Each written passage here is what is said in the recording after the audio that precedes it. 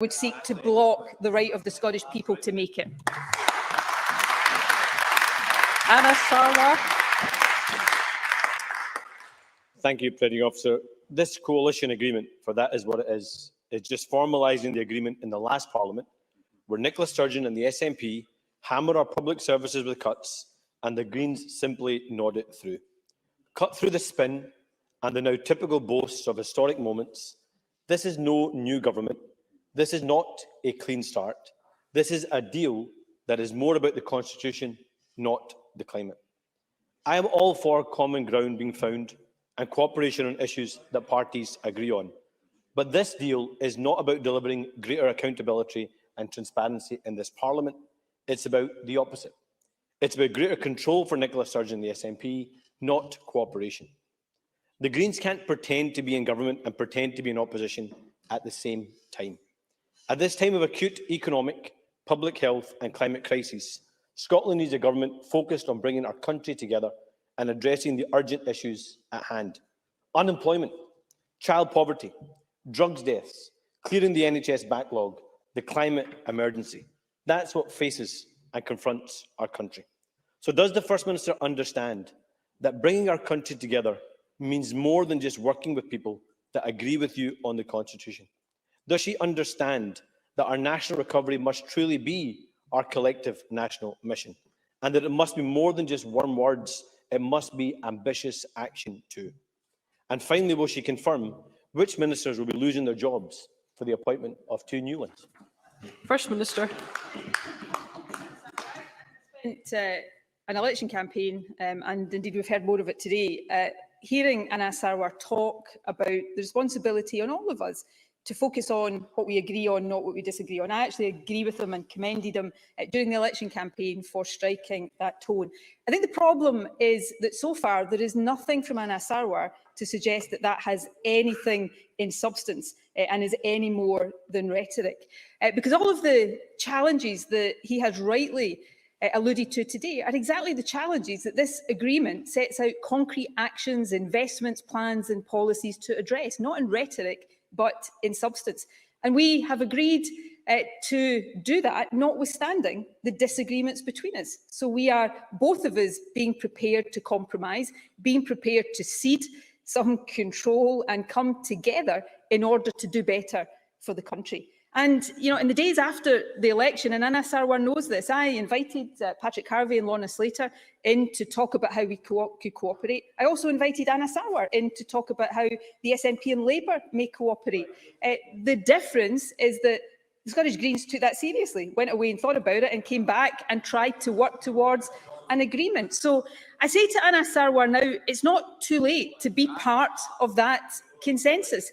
There is a strategic choice for the opposition parties in the face of this agreement. I think I'm fairly certain which choice the Conservatives will make. I think it is perhaps more of an open question which choice Labour will make, and I suspect it will define much of Anna Sarwar's leadership of his party, because the choice is coming with us to try to find the common ground, respecting our disagreements and working together to meet the challenges, or moving more and more to the margins of politics along with the Conservatives. So I make an open invitation to Anna Sarwar again today to work with us, to cooperate, to be part of that consensus building, because I agree with them, that's what the country needs. But it takes courage to do it, it takes boldness to do it, and it takes a willingness to do it in substance, not just in empty rhetoric.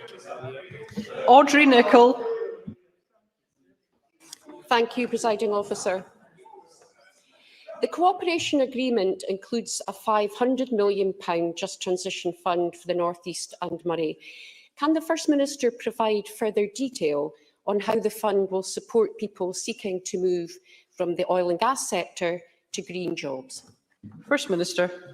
Well, the £500 million Just Transition deal is vital in making not just the transition from oil and gas to renewables, but doing that in a fair and just way. We will set out in the period ahead the detail of how that fund will operate and the objectives which it will support. We will be working with partners, communities and other stakeholders to take it forward. It is intended to accelerate the transition of the region, support the role of Aberdeen and the wider North East as a centre of excellence for the development of new technologies and the transition to a net zero economy. The scope, timing and design of the fund will be developed in consultation with stakeholders and set out to Parliament as soon as possible. Liam Kerr. Thank you, Presiding Officer. First Minister, I'd like to press for clarity on oil and gas, please. Patrick Harvie has bragged that the Greens have changed significantly the First Minister's position on the future of our oil and gas sector and the tens of thousands of jobs it supports.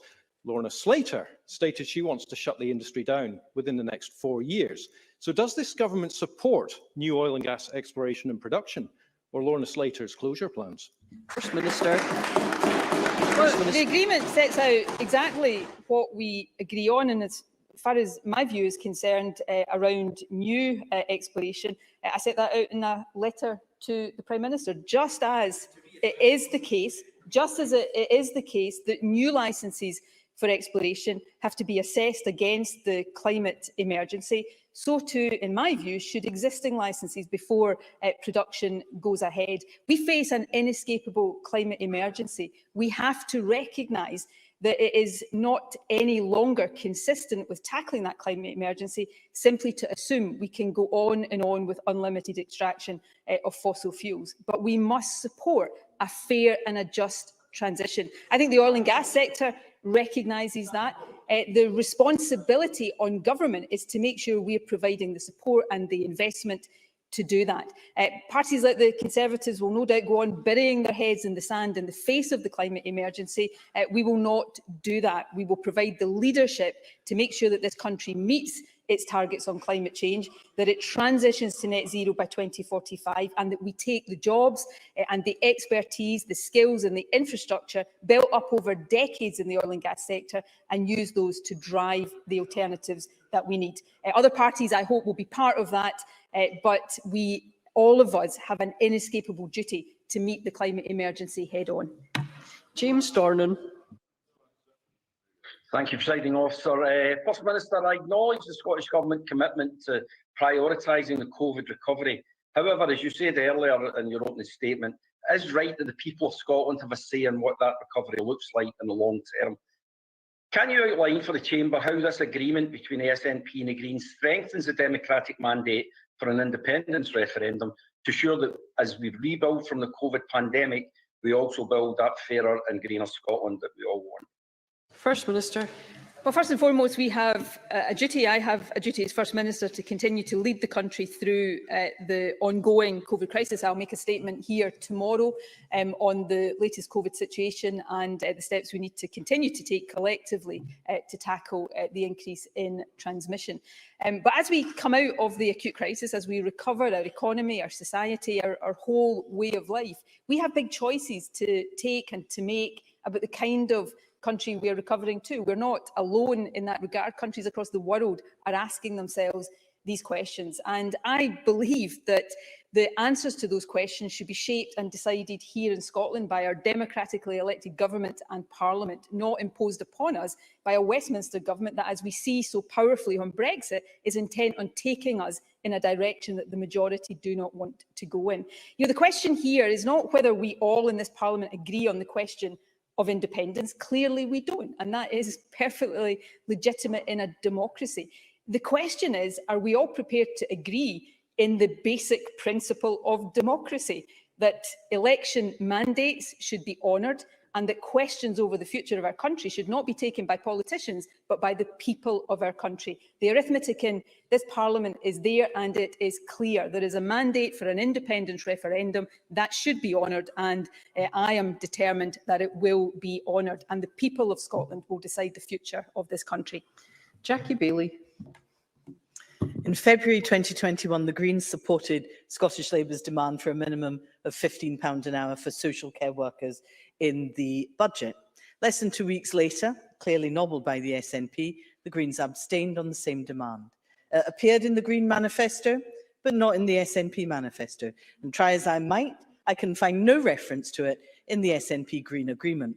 So can I ask the First Minister, when will social care workers get £15 an hour, or have the Greens sold out? Can I also ask if the Greens will be bound by collective responsibility in relation to planning applications, such as that submitted by Flamingo Land at Loch Lomond.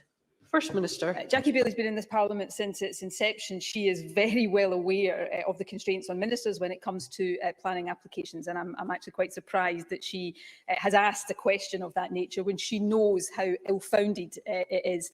But on the other question, can I say to Jackie Bailey, any member of this chamber will be able to find lots of examples of where the Greens and the SNP don't agree and haven't agreed in the past. But what we have done, and this is the whole point of what we are doing, we have come together to focus on where we do agree, but also crucially, we've come together to work together to find the ways of achieving the things we agree on. So on the question of pay for social care workers, yes, we want to achieve that.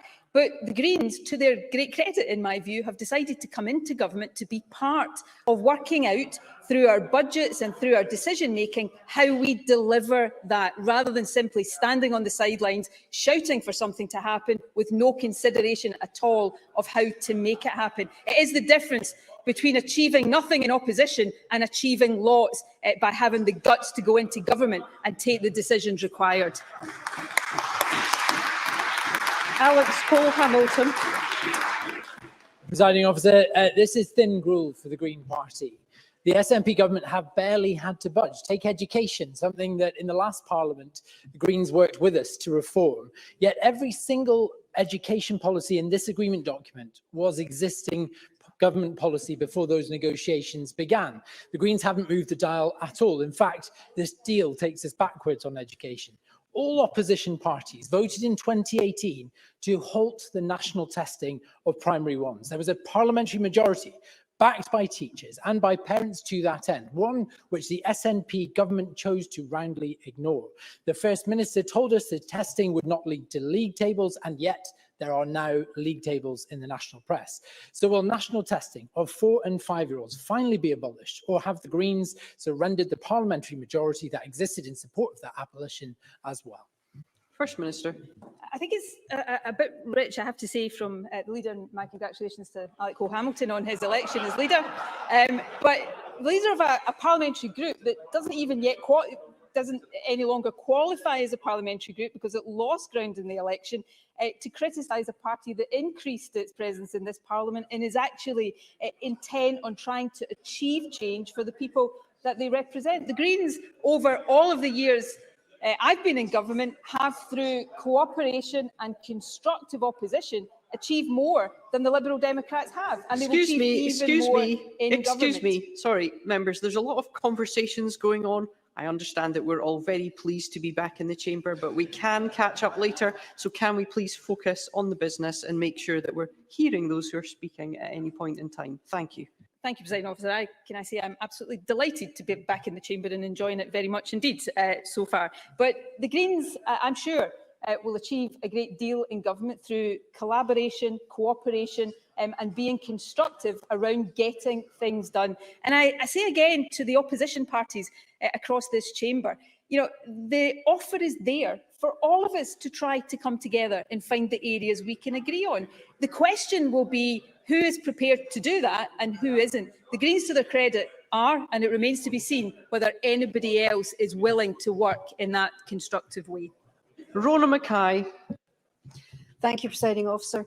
The agreement between the Green Party and the Scottish Government is welcome, particularly at a time when others in the chamber seem to be shying away from working collaboratively to address with urgency the impacts of the climate emergency.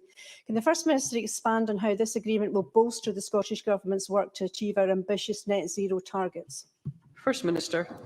Well, at a very basic level, this agreement will make sure that those of us who've been in government a long time are accepting and embracing fresh challenge, because we need fresh thinking and we need bolder ideas and action to meet the climate emergency. There is no escaping that. We've got to make sure that we're accelerating that transition, but as we do that, that we are harnessing and realising the massive economic benefits that are there to be won, that we haven't always been as good as we should have been at harnessing in the past. So I think this agreement, focusing on very specific areas, how we change the way in which we heat our homes, how we decarbonise our public transport system, how we make sure that we protect our natural environment through the specifics of this agreement, we can see how we will take forward those responsibilities. But in the very nature of a cooperation agreement that demands compromise from all of us, that demands consensus building, I hope and believe we will challenge each other to go further and faster, because that, I believe, is what is needed and wanted indeed by a majority of people across the country. Liz Smith. At the time of the recent Scottish election, the Scottish Greens said that we needed to move away from traditional economic policies and abandon the endless focus on economic growth. Business in Scotland, virtually every economic policy body in Scotland and the banking sector are all absolutely adamant that economic growth is vital to recovery from the pandemic. Indeed, that was a view that seemed to be expressed by the Finance Committee at this morning's Finance Committee. Can I ask on whose side is the First Minister when it comes to economic growth? First Minister. I believe in economic growth that is sustainable. The Greens and the Greens and the SNP have a difference of opinion, which is set out openly in the agreement, about the role of GDP as a metric. In that, I believe it is an appropriate metric, but not the only one we should rely on. So I believe we should widen our measurements of economic success. I believe that for a long time, which is why this government is one of the founding governments of the Wellbeing Alliance, which now involves a growing number of governments across the world, saying that the health and the happiness and the well-being of a population should also matter in our judgments of economic success, that it shouldn't simply be GDP. And it's at the heart of this agreement that is an agreement to develop those metrics of how we measure our success as an economy, as a society. I think more and more people across Scotland, more and more people and governments across the world are recognising that. It doesn't surprise me, but it does disappoint me that the Conservatives continue to sit outside of that. Hopefully that's something we might see change over the course of this Parliament. Mark Ruskell. Thank you, Presiding Officer. This is an historic agreement between the Scottish Greens and the Scottish Government, a new model of politics responding to the code red for humanity on the climate while building a fair recovery from COVID. The agreement has bold and far-reaching programme that will accelerate a just transition, doubling the size of the wind industry that was previously butchered by the Tory party at Westminster, a £1.8 billion investment in energy efficiency, renewable heat, and £500 million just transition fund for the North East. Can I ask the First Minister, does she agree that this programme will help Scotland grasp the economic opportunities of the just transition, creating new, fair jobs while tackling the climate emergency? First Minister. Yes, I do. And that actually is one of the biggest challenges we face. I hope, notwithstanding impressions to the contrary from some today, I hope that there is genuinely a unanimous agreement across this chamber that tackling the climate emergency with urgency and determination is not an option. I do hope genuinely we all agree on that. But one of the big questions is how we do that. And do we achieve it in a way that is just and fair and seizes and realises those massive economic opportunities?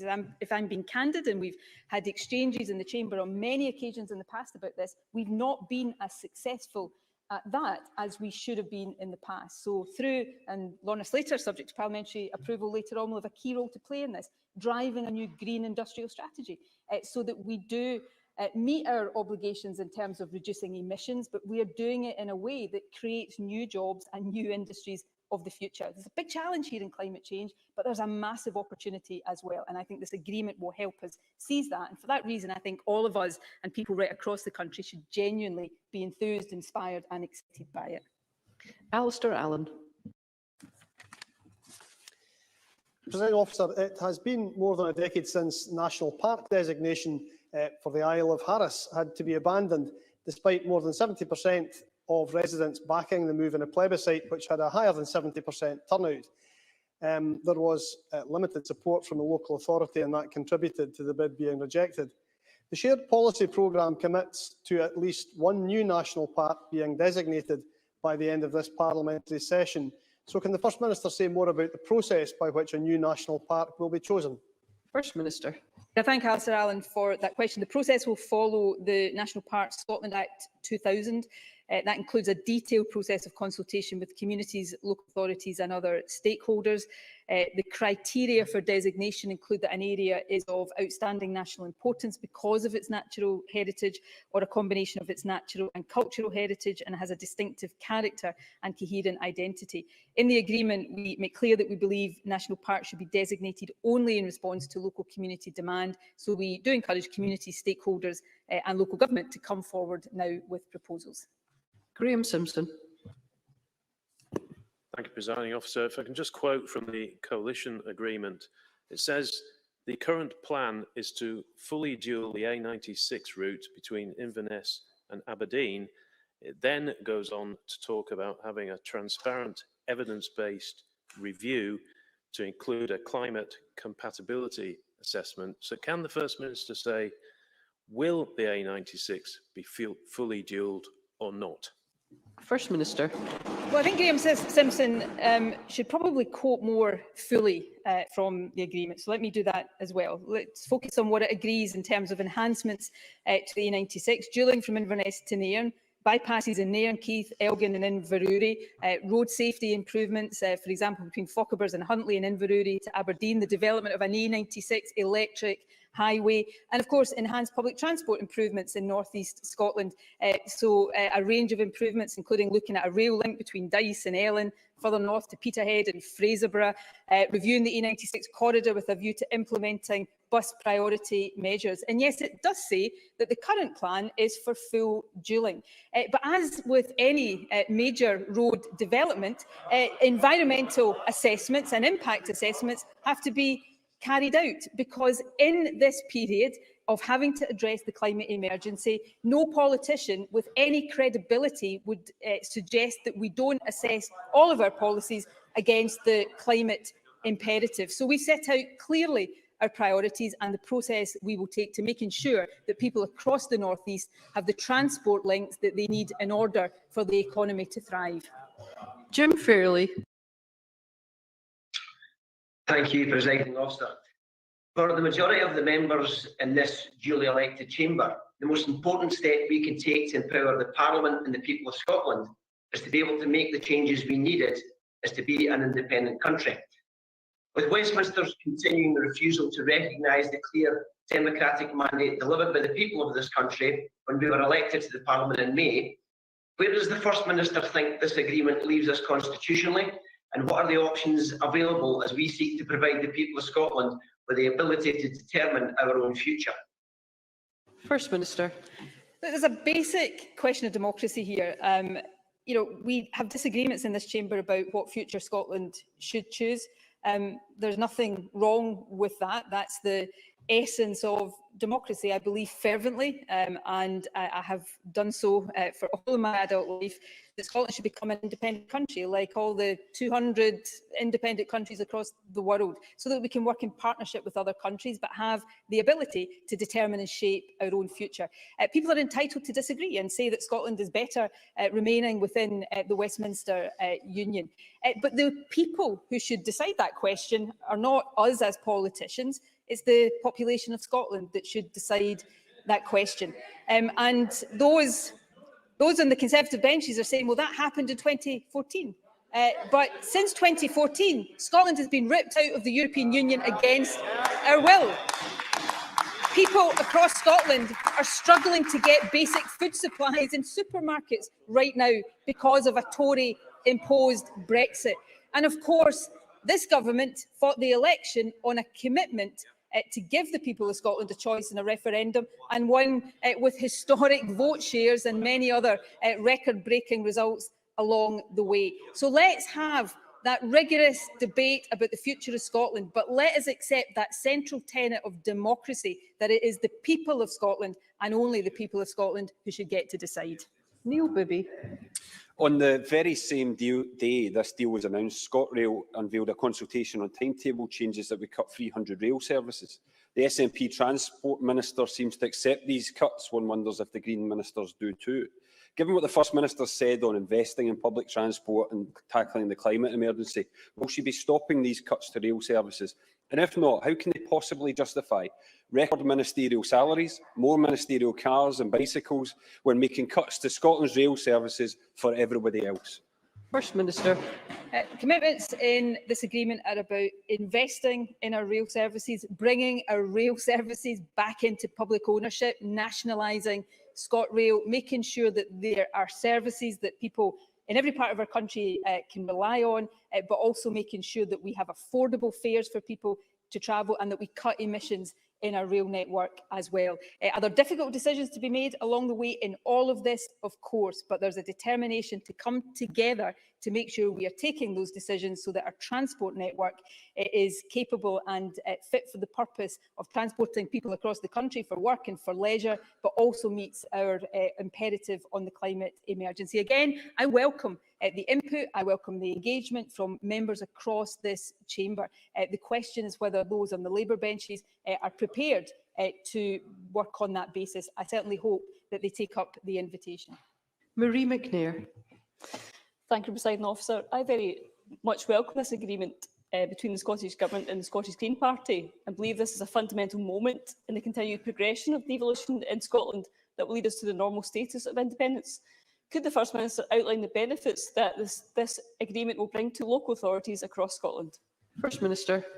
Well, I think the agreement has very many elements that are positive for local government and democracy. So for example, work to increase voter registration and participation, particularly in underrepresented groups. The commitment to undertake an independent review of the Scottish Welfare Fund, important to many families and individuals across the country.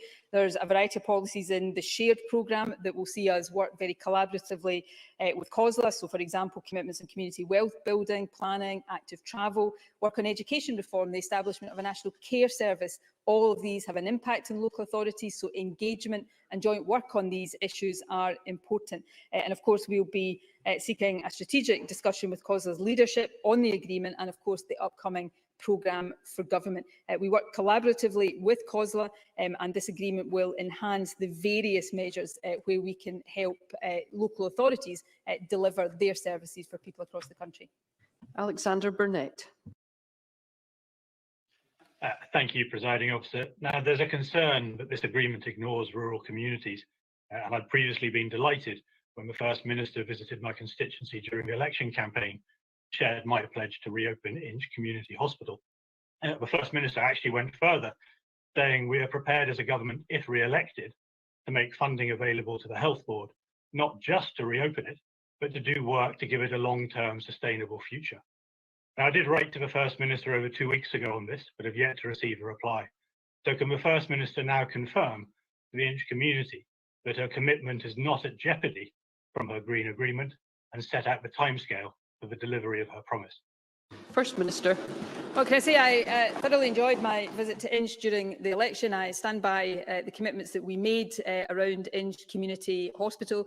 Next week, this time next week, when I set out the programme for government, as part of that, we will set out our ambitions for capital investment across the health service estate as we take the decisions to ensure that it is fit for purpose. And I am very sure that our Green colleagues will be as enthusiastic about seeing community health facilities as well as the elective treatment centres and more specialist services developed over the period ahead. And I look forward to seeing more about all of these things next week in the programme for government. Evelyn Tweed. Thank you, Presiding Officer. There is a pressing need for action on climate change, and a growing number of Scots believe independence will unlock the powers necessary to ensure a just transition to a greener society. How will this cooperation deal further our collective fight, promote sustainable economic change and advance Scotland's journey towards independence? First Minister. Well, within the devolved context, of course, this agreement contains a number of commitments that will help deliver a just transition to net zero. I've already touched on some of them. The transition deal for the North East and Moray, for example, the national strategy for economic transformation is vital in terms of building the economy we need for the future. The Green Industrial Strategy, which I've spoken about, just transition plans for industries and sectors and regions across the country to help our supply chains create high quality jobs. So within this agreement, within our devolved powers, the plans are ambitious and wide reaching. But you know, it is a fact that for us to meet our full potential, the full range of powers over tax, over social security, to build that greener, fairer Scotland are necessary. So ensuring that the mandate to give people a choice on independence in this Parliament is honoured is a key part of making sure that we meet the challenges that lie ahead. Stephen Kerr. Thank you, Presiding Officer. The additional 2 ministers and 2 additional special advisors will cost Scotland's taxpayers £1 million. In 2007, the SNP promised the Scottish people, in their manifesto, a smaller, better focused ministerial team. So may I ask the First Minister, how does she feel? Is she proud of leading the largest and most bloated government in the history of devolution? First Minister. Well, what I can say with absolute certainty is every single Scottish Government minister is fully occupied and working hard every single day to deliver on the commitments and policies of this government. I do believe Scotland is over-governed. I do believe there is some, to use Stephen Kerr's word, bloating in the governance of Scotland. Some people call it the Scotland Office, but perhaps Stephen Kerr has another name for it. So let's have more streamlined government. Let's abolish the Scotland Office through Scotland becoming independent. And while we're at it, perhaps the House of Lords could be dispensed with as well, so that all of the politicians we have working for us are fully occupied and doing real jobs, delivering day in and day out for the Scottish people. Emma Harper. I welcome the agreement between the SNP and the Scottish Green Party. And in addition to the green transport projects, such as the potential for Dumfries to Stranraer or Stranraer to Cairnryan rail links, can the First Minister give an assurance that the cooperation agreement will not prevent the long-standing lobbying efforts to ensure improvements and upgrades on the A75 and A77, particularly on safety aspects of the roads, when the STPR2 is finally published? First Minister. I want to thank Emma Harper for that question. We have, of course, already published the South West Scotland Transport Study that emphasised the importance of a connected, safe, resilient and high-quality strategic transport network for those travelling in South West Scotland. The recommendations for targeted road improvements to the A75 and A77 are now, of course, subject to more detailed appraisal as part of the STPR2 process, and that is the overall process through which we have agreed to direct future transport infrastructure investment. Monica Lennon. Thank you, Presiding Officer. Scottish Labour has been calling for an immediate moratorium on new incinerators alongside a policy review. The Scottish Green website has a quote from Mark Wiskell warning that Scotland is sleepwalking into an incineration nightmare, and I sincerely hope it didn't harm his ministerial chances. In the spirit of working collaboratively with all parties and listening to our communities that are under threat right now, will the First Minister work with Scottish Labour to introduce an urgent moratorium on new large-scale incinerators? And in case I missed the First Minister getting off the fence, can she clarify whether the SNP Green government that she leads now supports the Stop Campbell campaign, yes or no? First Minister. Well, on the first question, as I'm sure Monica Lennon knows, we have committed to a process of review to consider the role of incineration in how we deal with waste, and I understand the process of that review will be set out in the next couple of weeks, so imminently, and I'm sure Monica Lennon will have an input into that. The difference between being in government and opposition is you have to deal in detail with issues. I do think there are big issues over whether, and big questions over whether we should continue with new exploration in the North Sea, and that would include the Campbell development. That's why I think there should be a process. Licences are granted there, but there should be a process before production agreement approval is given. There should be a process of checking that against the climate emergency. I think that's the right way to go, because I don't think we should carry on with business as usual in terms of energy any more than we can right across our society. And I'm prepared to challenge my long-held views to make sure we are doing the right things, and I would encourage everybody to do likewise. And Emma Roddick. Thank you, Presiding Officer. There is a lot to look forward to in this new agreement, particularly in terms of addressing the climate emergency that we all face and securing a more sustainable future for Scotland. Although I do think it is understandable that many out with the Central Belt or city centres are eagerly waiting to hear how a greater focus on active travel and public transport can benefit them. So as a region which is currently widely dependent on car travel, can the Highlands and Islands expect to see real improvement in rail infrastructure, perhaps including a doubling of the Highland Main Line and the Inverness to Aberdeen line, and improvements to the Far North and West Highland lines as a result of this deal? First Minister. Well, yeah, I think that is a fair question, and I think the answer to that has to be yes. We have to develop public transport and active travel options across the Highlands and Islands. I was going to say as much as in the rest of the country, but more so given the geographic challenges and the over-reliance for understandable reasons on car use. As members will be aware, rail improvements are being considered as part of the S2 PR2 process, and the Rail Decarbonisation Action Plan, which was published last year, is aligned to this. So, for example, the action plan commits to developing potential options to serve the West Highland line by hydrogen or battery trains, as well as considering partial or full electrification of the Highland Main Line.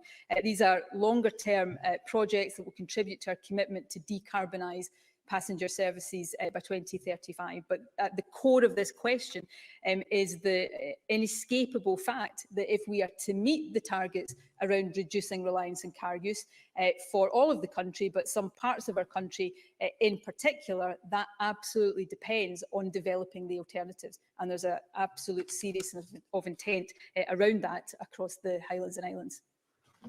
Thank you. That concludes the First Minister's statement on the agreement with the Scottish Green Party. And I'll just take this opportunity to remind members that social distancing measures are in place across the Chamber and the Holyrood campus.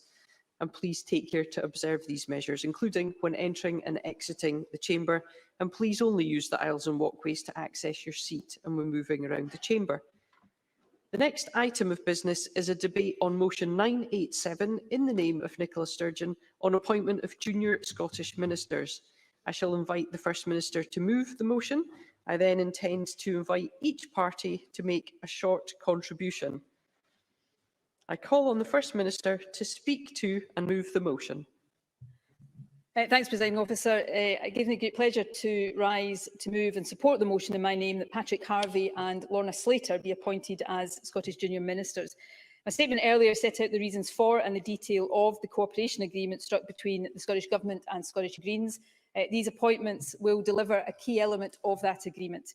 And by approving these appointments today, Parliament will make some history, not just in Scottish politics, but across the UK as a whole. This will be the first time that Green politicians have entered national government in any part of these islands. Our cooperation agreement commits us to a raft of commitments necessary to steer Scotland through the challenges we face. Action to support tenants and tackle poverty, plans to reform public services, investments to accelerate our transition to net zero and create green jobs, and so much more besides. These ministers appointed from the ranks of the Greens will now share the responsibility, but also the great privilege of delivering on this bold, ambitious programme. Patrick Harvie will take on the role of Minister for Zero Carbon Buildings, Active Travel and Tenants' Rights. Patrick has, of course, been an MSP representing the Glasgow region since 2003. During his time in politics, Patrick has served as the convener of the Transport, Infrastructure and Climate Change Committee, and he is, I believe, the longest-serving party leader in the Scottish Parliament. He's also a passionate and effective campaigner for the causes he believes in. I personally worked closely with Patrick during the 2014 referendum, and that experience makes me genuinely enthusiastic about the opportunity to work with him again, this time in the Scottish Government. His wide-ranging brief, including active travel, energy efficiency and tenants' rights, gives Patrick the task of leading and implementing, together with his ministerial colleagues, some of the most significant transformations that we need to make to tackle the climate emergency. Lorna Slater will become Minister for Green Skills, Circular Economy and Biodiversity. Amongst her responsibilities, Lorna will be tasked with driving a green industrial strategy, helping people acquire the skills they need to benefit from the transition to net zero, creating a more circular economy and working to protect our natural environment. Lorna was born and brought up in Canada, and after earning a master's degree in engineering, moved here to Scotland in 2000. Since then, she's been working as an engineer and then a project manager in the renewable sector, which included working on the world's biggest tidal turbine. As such, although she may be relatively new to Parliament, Lorna brings formidable professional experience. She's not only been working in one of the key industries powering our greener future, but her project management experience will also serve her in good stead in ministerial office. I have complete confidence that both new ministers will make an excellent contribution to the Scottish Government. Presiding Officer, Patrick, Lorna, myself and the rest of the Scottish ministerial team are ready to get on with delivering our ambitious commitments and building a fairer, greener Scotland. I now therefore formally and with great pleasure ask Parliament to support the appointments of Patrick Harvie and Lorna Slater as Scottish Junior Ministers, and I move the motion in my name. Thank you. I now call Douglas Ross. Thank you, Presiding Officer. When this deal was announced, it confirmed that the Greens had finally given up any pretence of being an opposition party. For years, they've propped up the SNP, backing John Swinney whenever he failed miserably, rubber-stamping budget deals in exchange for a car park tax, and not much else. Just as we warned at the time, if you vote Green, you really get SNP yellow. But instead of fronting this up for what it is, a coalition, the Greens wanted to have their cake and eat it. Somehow they were still trying to pretend that they're in opposition while they were in government. When Patrick Harvie and Lorna Slater accepted ministerial positions in the government, they wanted to keep asking that same government questions at FNQs. They wanted to have opposition debating time so they could do the government's bidding for them. That's why I'm pleased, Presiding Officer, that like those of us on these benches, you saw through that and have ruled accordingly. Yeah. Of course, all of this was an effort by the Greens to rig the Scottish Parliament by pretending this coalition is something else, even though their own constitution defines it as exactly that. And what a coalition of chaos this will be. And that is exactly why the Scottish Conservatives will be voting against the Green members becoming ministers today. Because the Greens are a serious threat to Scotland's economic recovery. At First Minister's question time, right after the election, we said the SNP had to reset its relationship with the business community. Now, I know the First Minister's on her phone just now. I don't know if it's to business leaders or if she really speaks to business much at all at the moment, but I can assure her that is not the reset that businesses in Scotland wanted. In fact, it is the exact opposite. The SNP has brought extremists into government in the middle of an economic crisis. Well, the SNP don't want to hear this, but the Greens are extreme, and they've made it clear themselves. Patrick Harvie said, and I quote, "Successive UK and Scottish governments have shared an ideological belief in the pursuit of endless economic growth." Lorna Slater has rallied against, and I quote, "endless economic growth," and they attacked it in their manifesto. Well, for once, I hand it to the Greens. They have nailed it. My party has pursued endless economic growth, and we continue to do so unashamedly. We pursued more jobs, more businesses, and I can't quite believe it. The Greens have rumbled us. We do want hard-working people to have more money in their pockets. I just don't understand why Nicola Sturgeon and her government don't. We pursue endless economic growth because it provides extra funding for our schools, for our hospitals, for our public services. And let's look at what the Greens really mean when they criticise endless economic growth. They want our economy to go backwards. That means businesses shutting down and people out of work. At the heart of her government, Nicola Sturgeon has introduced an anti-jobs, anti-business ideology, with people who hold the most extreme economic views of any Scottish Government minister since devolution. And if SNP members think that's a laughing matter, shame on you. Lorna Slater wants Scotland to have a totally different tax structure. And from the recent SNP Green budget deals, we know that means tax rises. She warned the oil and gas industry, which supports 100,000 jobs, to transition or die. Transition or die. She has said it's not possible to run out of money. In the middle of an economic crisis, Nicola Sturgeon has made her an economic minister. And these aren't just slips of the tongue. The Green Manifesto have proposals to stop people selling their homes unless they could pay for costly refurbishments, stop petrol and diesel car sales in just a few years, stop building all new roads. And any SNP member listening to the First Minister trying to dodge questions about the future of the A75, the A77, the A9 and the A96 will be burying their head in their hands. These are not serious proposals in the Green Manifesto. They're a joke. But now, thanks to Nicola Sturgeon, they are government policies. And she can try and distance herself from these outrageous positions, but she's brought them into her government. She said earlier this coalition was a leap of faith. But these appointments are reckless in the extreme, and the Scottish Conservatives strongly oppose them, and we will not vote for them today. I now call on Anna Sarwar.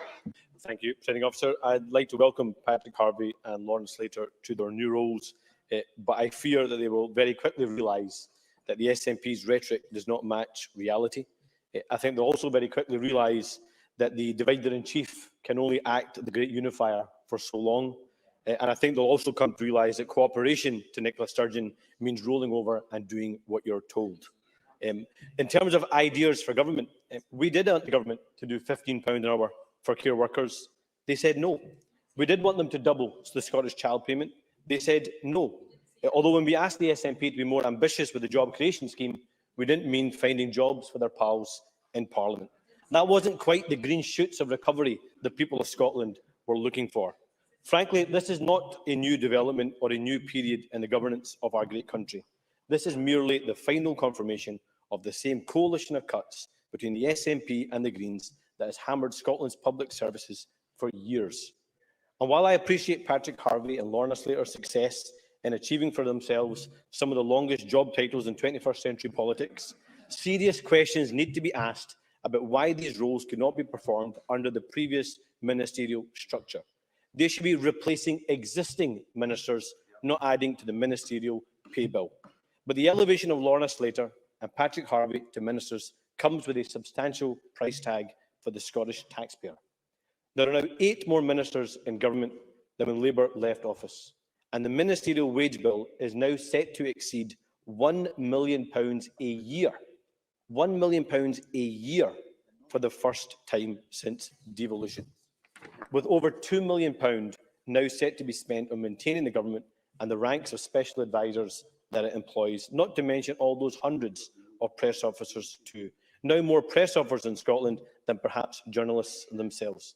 The people of Scotland can be forgiven for feeling that their government is out of touch and short-changing them. Ignored by the government as local libraries, swimming pools and museums across Scotland closed their doors due to cuts signed off by this very government. No more can Patrick Harvey vote for cuts in this Parliament to local budgets and then stand outside the very libraries his cuts helped implement and protest against them. Presiding Officer, we are now just a couple of months away from COP26, when the eyes of the world will be on Glasgow. But already some of the most prominent climate activists have expressed their pessimism about what the summit will achieve and have cast doubt on this government's pretensions to be a leader in the fight against the climate crisis. I want COP26 to be a turning point for Scotland and the rest of the world. Future generations need it to be.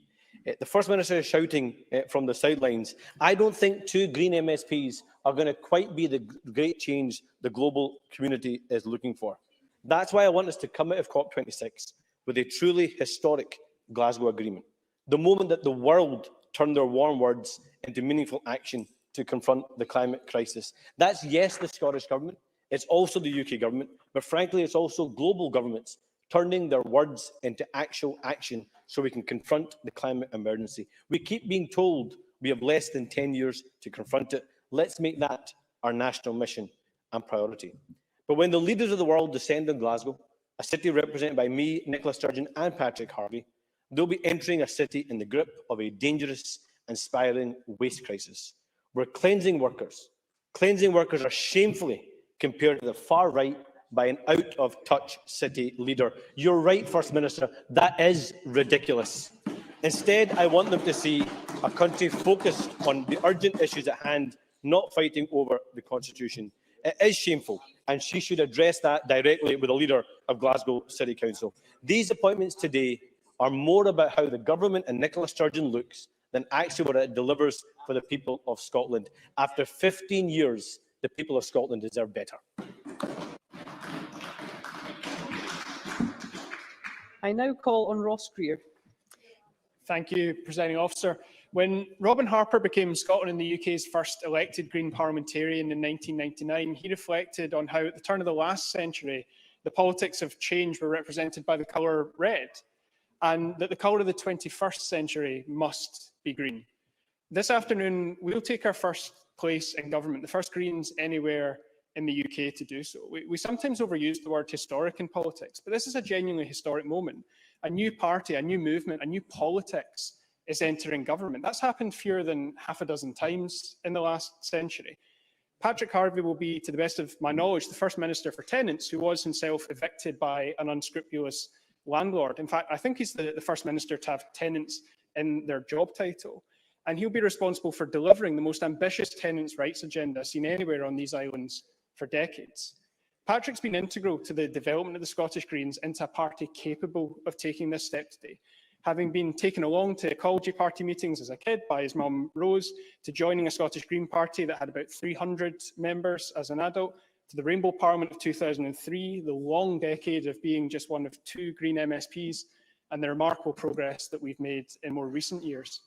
Just days after the IPCC issued their Code Red for humanity, the need for radical transformation of our economic and social systems could not be clearer. I know that Patrick will take that fierce sense of urgency with him into government and apply it across all of his portfolio responsibilities. Having known him as long as I have, though, I feel I owe Patrick's new government colleagues a word of warning. If you didn't know much about obscure 1970s science fiction before now, please be ready for that to change. And I'm not just talking about Doctor Who, we should probably swat up on that. With Patrick, at least, a growing Netflix watch list is the most that you'll need to prepare for. Lorna Slater's new colleagues, though, will sooner or later end up on the trapeze. It's hard to think of someone more qualified to take on the role of Minister for Green Skills and Industrial Strategy than Lorna, a renewables engineer who was, until just a few weeks ago, a key member of the team who delivered the world's most powerful tidal turbine here in Scotland. Lorna Slater brings real industry experience and expertise into government. She knows exactly what is required to deliver a just transition, because that is exactly what she was doing until she was elected to this place. I know personally just how committed Lorna is to getting the job done. For years, we've worked together to develop our party, including as conveners of its operations committee, one of those truly sought after positions where, as you know, Presiding Officer, you get all of the blame but none of the credit. Our recent electoral success, and particularly the election of a Green group where the majority of members are women, is in no small part down to Lorna's incredible project management skills, her patience and her stubborn determination. I should say briefly, Presiding Officer, that it's quite extraordinary to see the Tories come to this chamber today to accuse others of extremism. Douglas Ross has now had more than a week to apologise for his use of a homophobic dog whistle in response to our announcing this cooperation agreement. But yet again today, he has failed to do so. But the real hypocrisy is in the accusation that he levelled at the First Minister. Only 2 members of this Parliament have ever allowed an extremist party, a homophobic and a misogynistic party, to hold sway over a government. And they're sitting on the Conservatives' front bench today. Douglas Ross and Stephen Kerr were enthusiastic supporters of their party's cosy relationship with the DUP. So those of us who are committed to working together in the interests of people and planet will be taking no lessons from the extremist enablers on the Tory benches.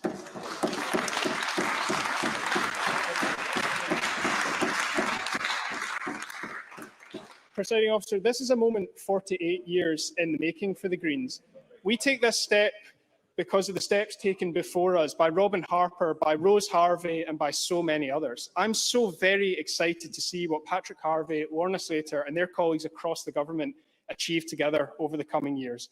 I know they will serve the people of Scotland with passion and integrity, and I'll be proud to vote for Patrick and Lorna's appointment today.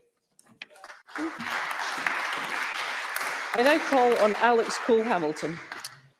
Thank you, Presiding Officer. Can I start by expressing some dismay? I mean, the First Minister regaled the Chamber with talk of a new kind of politics. She then went on to wholly ignore my question about national testing and embarked on an infantile attack on my party. All hail the new politics, same as the old politics. As a Liberal Democrat, I will always look for and appreciate consensus in our politics. As such, I congratulate these two parties for having found such common ground, as indeed I congratulate Patrick Harvey and Lorna Slater on their elevation, but I cannot support either the deal that they have arrived at or their appointment as Green Ministers, because my party just do not share that ground. The First Minister has attempted to emulate the Prime Minister of New Zealand, Jacinda Ardern, who brought Greens into government in early 2020. She has sought to mirror that coalition with the appointment of the co-leaders of the Scottish Greens to ministerial office. However, theirs is a pale imitation of the deal hatched on the other side of the world, and thin gruel for a Green Party that has until now characterised itself as radical.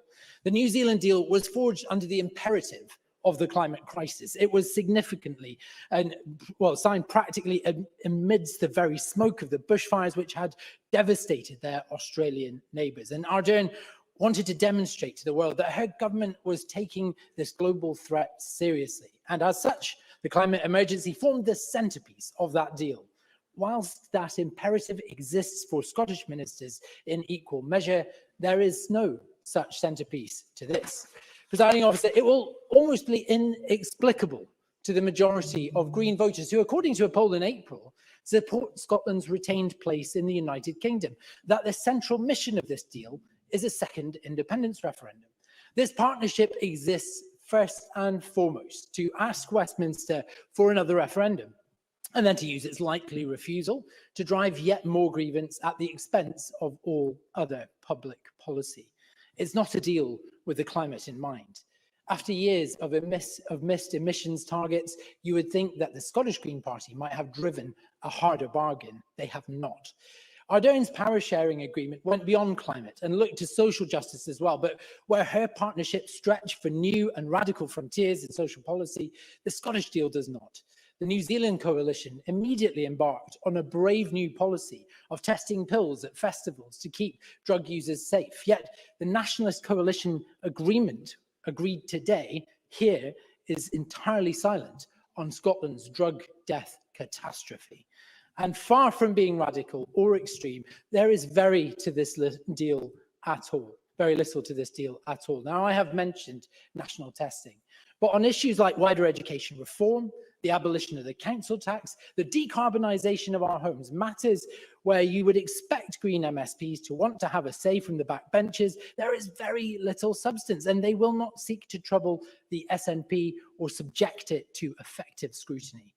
Presiding Officer, there is even a clause in the agreement which demands that the Greens offer, and I quote, no surprises to their partners. I can almost hear the groans across the chamber, because from here on in, when it comes to contributions from Green backbenchers, we will be subjected to choreographed softball questions and speeches scripted by government spies.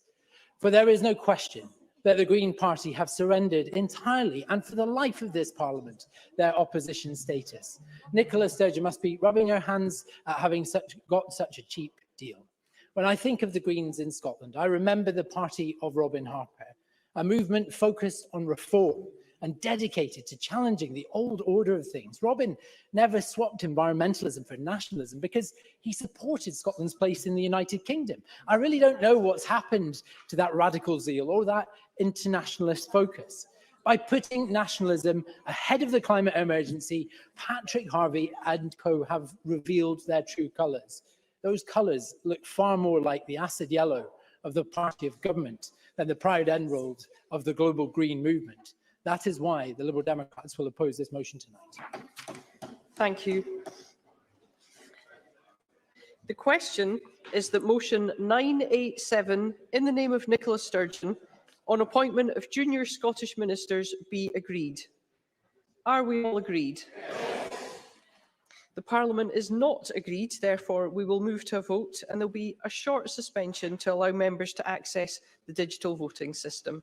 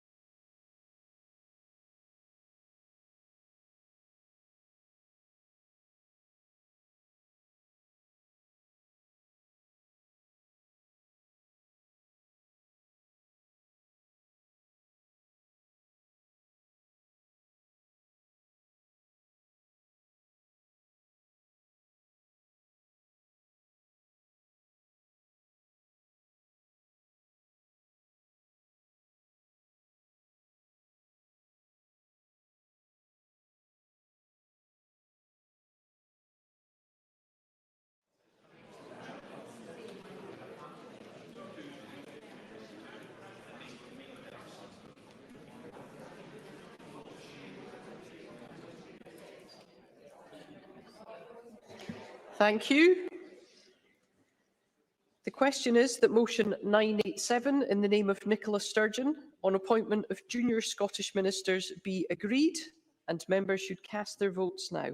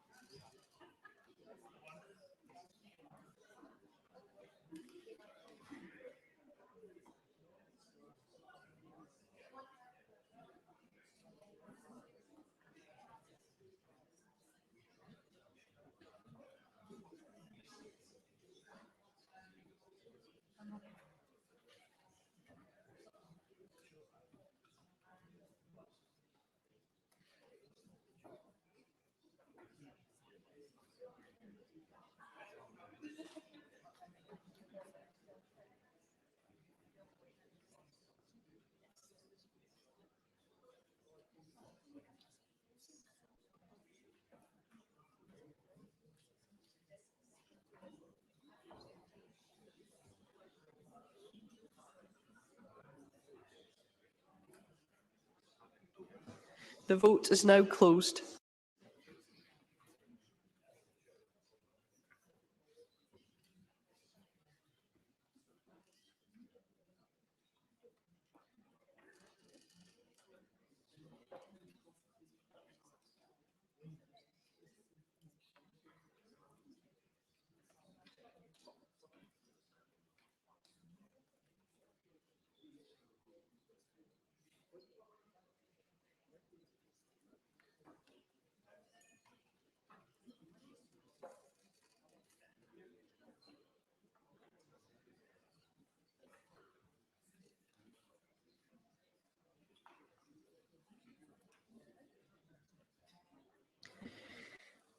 The result of the vote on motion 987 in the name of Nicola Sturgeon is yes 69, no 56.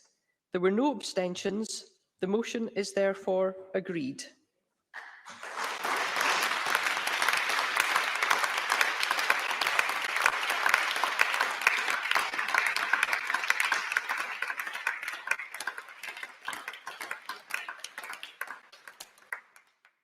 There will now be a short pause before the next item of business.